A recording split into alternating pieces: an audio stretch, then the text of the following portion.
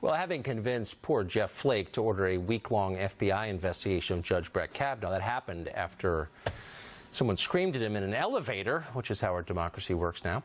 Democrats are now trying to dictate the scope of the investigation as if they're in charge of Congress, which, thanks to Jeff Flake, functionally they are.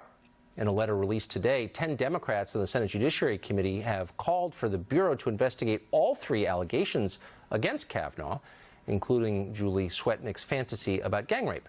Their letter also lists 24 people they would like interviewed at a bare minimum about their allegations. Jonathan Turley is a professor at Georgetown University Law School, and he joins us tonight. Professor, thanks for coming on. So are we right to feel a little bit misled when Democrats in public told us just on Friday, it's now Monday, so 3 days later, that they wanted just Christine Ford's allegations investigated for a week, and now the goalposts are so far down the field we can't see them? Should we feel like we've been lied to?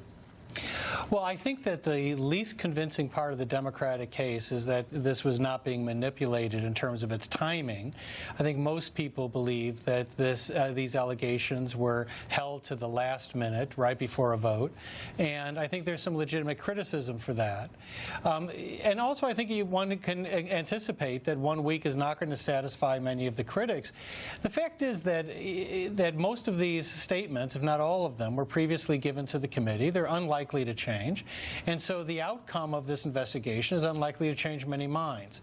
And we're going to get to a point where we have to make a decision. If senators feel that the record is insufficient, they have a reason, I suppose, to vote on that basis. But to keep this open indefinitely is going to do, I think, an injustice to the nominee and to the process. So we have to come to some conclusion. So Julie Swetnick's claims that there was a series of at least 10 gang rapes that took place in public of children sometime in the early 1980s outside Washington. No one's ever heard this before. It's never been alleged before. Do you think this rises to the level of credibility that would spur an FBI investigation almost 40 years later? It sounds like the FBI is not going to investigate that allegation. Part of the concern for many people is that this is an extraordinary allegation with no one going to the police previously or any accounts being published as to what occurred. And for that reason, I think that the FBI is focusing on the earlier 2 allegations. Huh. Do you expect that Republicans will be able to reassert control over this process, since I think they do run the United States Senate? Could they say, it's been enough time, Mark Judge has been interviewed again under oath, and we're done? Can they do that?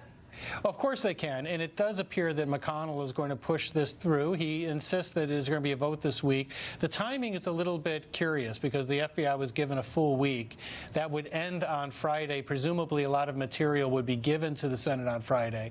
So it's not quite clear how the logistics are going to happen for the FBI to be concluded on Friday, presumably, and also have the vote on Friday. Okay. Professor Shirley, thanks very much. It's great to talk to you. Thank you. See you, Tucker. Senator Tom Cotton is a Republican.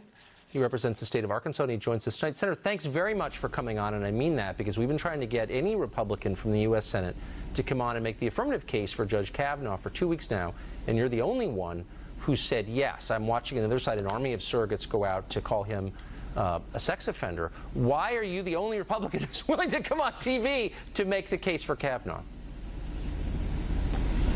Tucker, it is pretty one-sided down here. That army of surrogates needs to get a lot bigger if they're going to take me on, because it's very easy to defend Judge Kavanaugh. He has a stellar record on the bench. He has a long and distinguished history of public service, and he has undergone 6 background checks, Tucker. 6 background checks. And now somehow the FBI is supposed to turn up new information in just a few days to satisfy all the Democrats. Yet, as soon as we agreed to have a limited investigation by the FBI into current credible allegations, of which I would say there are none, but to humor them, to give them a few days, they immediately started moving the goalposts, saying that we have to interview 24 witnesses and has to take weeks and on and on and on.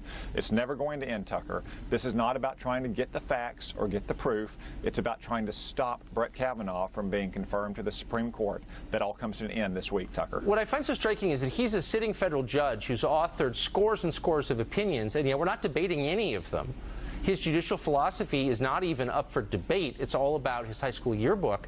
Does it strike you this conversation is unbecoming of a country as advanced as ours? It's just so stupefyingly dumb. Why?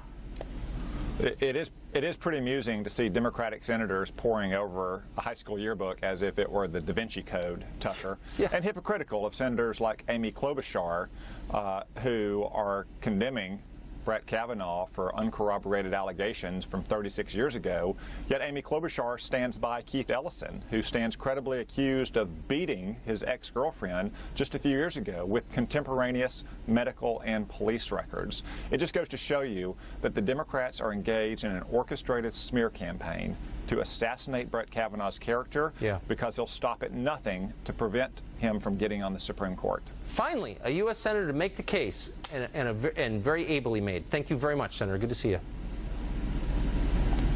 Thanks, Tucker. Nancy Pelosi says that whether the party succeeds or fails in